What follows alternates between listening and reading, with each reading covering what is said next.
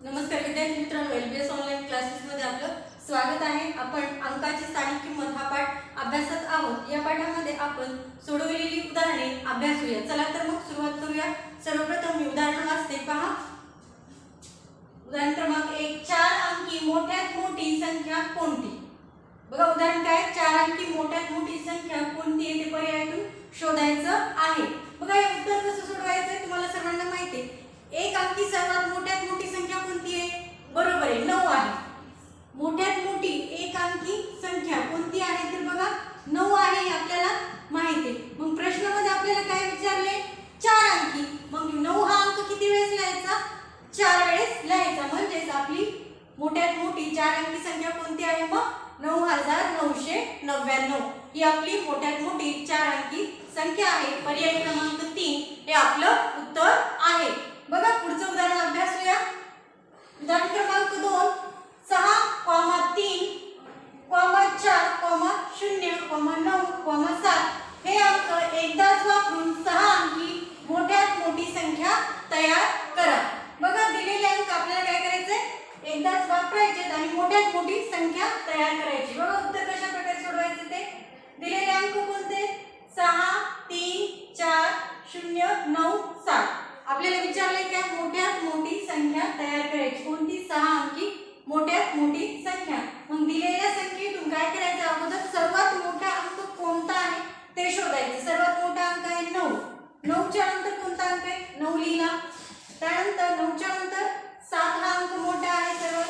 त्यानंतर 6, 4, 3, 0 अशा प्रकारे मोठ्यात मोठी संख्या तयार करायची। म्हणजे मोठ्यात मोठी संख्या तयार करताना सर्वात मोठा अंक अगोदर घ्यायचा, त्यानंतर त्याच्यापेक्षा थोडा लहान आणि त्यानंतर त्याहीपेक्षा थोडासा लहान अशा प्रकारे। म्हणजे बघा 9 च्या नंतर मोठी संख्या म्हणजे 9 पेक्षा थोडी लहान पण इतर संख्यांपेक्षा मोठी कोणती आहे? 7, 6, 4, 3, 0 अशा प्रकारे मोठ्यात मोठी संख्या आपण तयार करायची आहे। पर्याय क्रमांक 1 या प्रश्नाचं उत्तर आहे। बघा पुढचं प्रश्न क्रमांक 3, 6,03,04,084 ही संख्या आपल्याला काय करायची आहे? अंकात लिहायची आहे। अक्षरात संख्या अक्षरात दिलेली आपल्याला ती अंकात लिहायची आहे।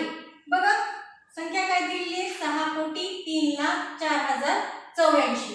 मग तुम्ही नेहमीप्रमाणे आपण कसं संख्येचं वाचन करतो पहा, एकक, दशक, शतक, हजार,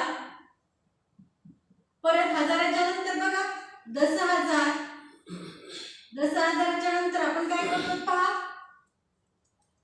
लक्ष।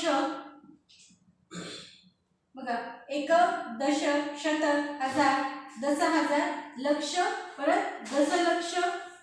त्यानंतर मग आणखीन एक घर असतं कोणतं? कोटीचं। बघा अशा प्रकारे काय करायचं? मांडणी करून घ्यायची। पहा बघा मग जेव्हा आपण एकक, दशक, शतक, हजार, 10,000, लक्ष, दशलक्ष, कोटी, बघा हे हजार 10,000 हे जोडीने वाचतात। बघा एकक मध्ये 1 0, दशकामध्ये 1 0, शतक परत हजार आणि 10,000, लक्ष, बघा लक्ष, दशलक्ष आणि कोटी। बघा हे करत असताना आपल्याला संख्या काय दिली? 6 कोटी। मग 6 कोटी पहा संख्या काय दिली? 6 कोटी। मग कोटीच्या ठिकाणी किती दिलेले? 6। परत 3 लाख म्हणजेच पहा लक्ष, लाख म्हणजे काय? लक्ष, 3 लाख। मग लक्षाच्या ह्याच्यामध्ये 3 लाख लिहायचं। पहा 3 लाख दशलक्षामध्ये दिलंय का? दशलक्षामध्ये काहीच दिलं नाही म्हणजे 0, पण याला वाचताना कसं वाचायचंय? जोडीने वाचायचं आहे। त्यानंतर बघा 3 लाख परत 4,000, 4,000 हे बघा 4,000 दशहजारामध्ये दिलंय का? नाही, 0। मग शतकामध्ये बघा शतकामध्ये काही दिलंय का? नाही, 84। शतकामध्ये म्हटल्यानंतर 100, 400, 500 अशा प्रकारे तर 100 लागलं असतं म्हणजे 400, 500। त्यामुळे शतकाने तर काही दिलंय का? नाही, शतकाचं इथं काही दिलेलं नाही, त्यामुळे 0 लिहिलं।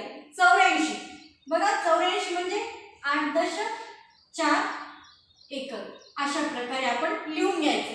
म्हणजेच बघा 6 कोटी 3 लक्ष किंवा 3 लाख 4,084।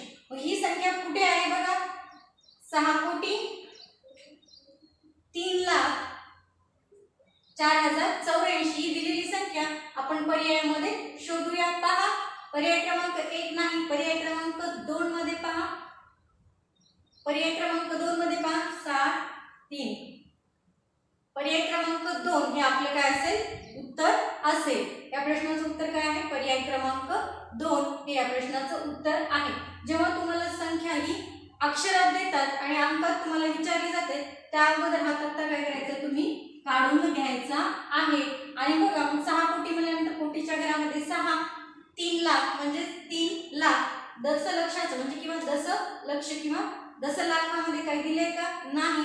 4000 म्हणजे हजाराच्या घरात लिहायचे 4 आणि पहा इथं 10,000मध्ये काहीच नाही म्हणून 0 आणि 100 मध्ये सुद्धा दिलेलं नाहीये, त्यामुळे आपण इथे लिहिलेलं नाही. 84 आपण इकडे दशक आणि एककामध्ये लिहिलेले आहेत. अशा प्रकारे आपल्या या तक्त्याच्या सहाय्याने आपल्याला काय करायचं, संख्या शोधायची आहे.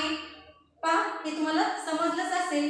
नेहमी या काय करायचं, या तक्त्यानुसार हा तक्ता मांडून घ्यायचा आणि त्या तक्त्यानुसारच आपण काय करायचं, संख्या तिथे ठेवून आपलं उत्तर काढायचं आहे, म्हणजे जेणेकरून आपली संख्या अगदी बरोबर येईल. पुढचं उदाहरण बघूया.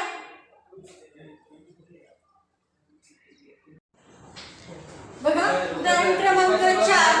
खालीलपैकी मोठ्यात मोठी विषम संख्या कोणती.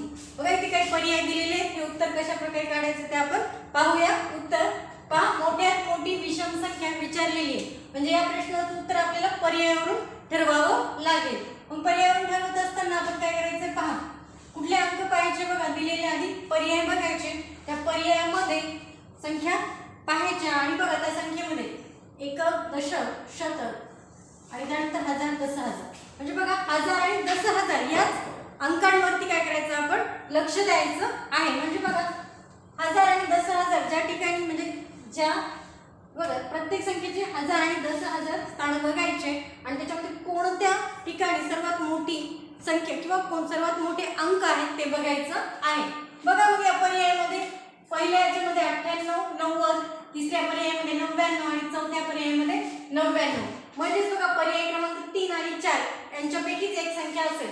बघा, इथे 1000 आणि 10,000चे स्थान बघितले, दोन्हीमध्ये सारखे. त्यानंतर बघा इथे 101 आहे आणि इथे 001 आहे, म्हणजेच बघा पर्याय क्रमांक 3 हे आपलं उत्तर असेल. म्हणजेच काय, 99,101 ही मोठ्यात मोठी विषम संख्या असेल. पर्याय क्रमांक 3 हे आपलं उत्तर असेल. तर आपण या व्हिडिओमध्ये इथेच थांबूया. आजचा तुमचा गृहपाठ असेल स्वाध्याय क्रमांक 2 मधील उदाहरण क्रमांक 6, 11, 14 ही तुम्हाला तुमच्या वहीमध्ये सोडवायची आहे. त्याचप्रमाणे सोडवलेली उदाहरणे सुद्धा तुम्हाला वहीत सोडवायची आहे. भेटूया पुढील भागामध्ये.